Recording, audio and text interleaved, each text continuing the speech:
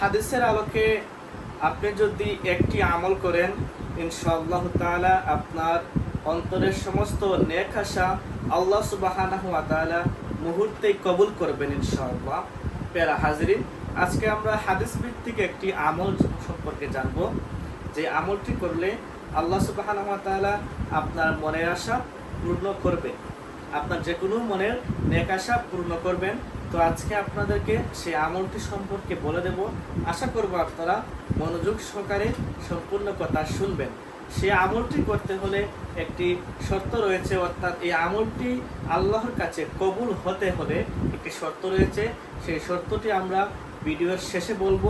প্রথমে আমরা আমল সম্পর্কে জানব, তারপর কোন সেই শর্ত, যে শর্তটি আপনি পালন করলে আল্লাহ সুবহানাহু ওয়া তাআলা আপনার মনের যে কোনো আশা মুহূর্তে কবুল করবেন ইনশাআল্লাহ।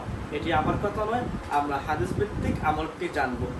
আমলটি হলো এই, আপনারা পবিত্র কুরআনের সূরাতুল ফাতিহা, অর্থাৎ আমরা যে সূরাকে আলহামদুলিল্লাহ সূরা বলে চিনে থাকি, এই সূরাটি ভালো করে শুদ্ধ করে একবার পড়বেন। সূরাতুল ফাতিহা পড়ার পর আপনারা সূরাতুল বাকারা, অর্থাৎ ফাতিহার পরে যে সূরা আলিফ লাম মিম, এই সূরার শেষের দুইটি আয়াত, সূরাতুল বাকারা এর শেষের দুইটি আয়াত, আমানার রাসূলু বিমা উনজিলা ইলাইহি মির রাব্বিহি ওয়াল মুমিনুন ইলাল আখির আয়া, এই শেষের দুইটি আয়াত আপনারা ভালো করে শুদ্ধ করে পড়বেন। যারা আরবিতে পড়তে পারেন না, আপনারা বাংলা উচ্চারণ থেকে পড়তে পারেন, অথবা ইউটিউবের মধ্যে সার্চ করে সূরা বাকারার শেষ দুই আয়াতটি আপনারা দেখে দেখে পড়তে পারবেন। তো প্রথমে সূরাতুল ফাতিহা, তারপর সূরাতুল বাকারার শেষের দুইটি আয়াত আপনারা পাঠ করবেন এবং শেষে আপনারা 3 বার রাসূল কারীম সাল্লাল্লাহু আলাইহি ওয়াসাল্লামের প্রতি দুরূদ ও সালাম পেশ করবেন। অর্থাৎ আপনারা দুরূদ শরীফের সংক্ষিপ্ত ভাষ্য সাল্লাল্লাহু আলাইহি ওয়াসাল্লাম পড়তে পারেন, অথবা দুরূদ ইব্রাহিমও পড়তে পারেন। তো দুরূদ শরীফ পড়ার শেষে আপনারা আল্লাহর নিকট আপনারা দোয়া করবেন, মুনাজাত করবেন। সেই দোয়ার মাধ্যমে আপনাদের মনের আশা আল্লাহর কাছে তুলে বলবেন, ইনশাআল্লাহ আল্লাহ পাক আপনার সেই মনের আশা মুহূর্তেই কবুল করবেন। তো বলেছিলাম একটি শর্ত আপনাকে পালন করতে হবে, এই শর্ত পালন না করলে আপনার এই সমস্ত মনের আশা পূর্ণ হবে না। এই শর্ত পালন না করলে আপনার কোনো নেক আশা আল্লাহ পাক কবুল করবেন না, আপনি যে আমল করুন না কেন।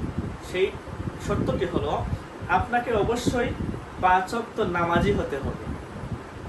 কথা কি বুঝেছেন?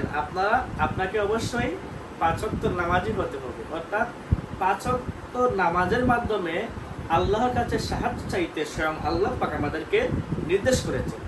আল্লাহ সুবহানাহু ওয়া তাআলা বলেন, ইস্তাঈনু বিস-সাবরি ওয়াস-সালাহ, তোমরা আমার নিকট সবর এবং সালাতের মাধ্যমে সাহায্য প্রার্থনা করো। ধৈর্য এবং নামাজের মাধ্যমে সাহায্য প্রার্থনা করার জন্য আল্লাহ পাক শিখিয়ে দিচ্ছেন আমাদের। তাহলে আমাদের মনের যে কোনো আশা আকাঙ্ক্ষা, যে কোনো কিছু কবুল করতে হলে, আল্লাহর নিকট পেশ করতে হলে আমাদেরকে 2টি গুণ অর্জন করতে হবে। একটি হলো সবর, আর একটি হলো সালাত বা নামাজ। এই নামাজ আপনাকে অবশ্যই আদায় করতে হবে। এই জন্য আমি বলেছি যে আপনাকে একটি শর্ত পালন করতে হবে, সেটি হলো 5 ওয়াক্ত নামাজ আপনাকে পড়তে হবে। 5 ওয়াক্ত নামাজ পড়ে আপনি আল্লাহর নিকট যা চাইবেন তাই পাবেন। এবং 5 ওয়াক্ত নামাজ পড়ার পাশাপাশি এই সমস্ত নফল আমল, যে একটি আমল শিক্ষা দিলাম হাদিস ভিত্তিক, যে সূরাতুল ফাতিহা বাকারার শেষ দুটি আয়াত পড়ে আপনি আল্লাহর নিকট যা চাইবেন তাই পাবেন। সুবহানাল্লাহ। তাহলে প্যারা হাজরিন, আমরা যেন 5 ওয়াক্ত নামাজ পড়ার পাশাপাশি এই সমস্ত নফল বন্দী করতে পারি। আল্লাহ পাক আমাদেরকে সেই তৌফিক দান করুন। আমিন। আসসালামু আলাইকুম ওয়া রাহমাতুল্লাহ।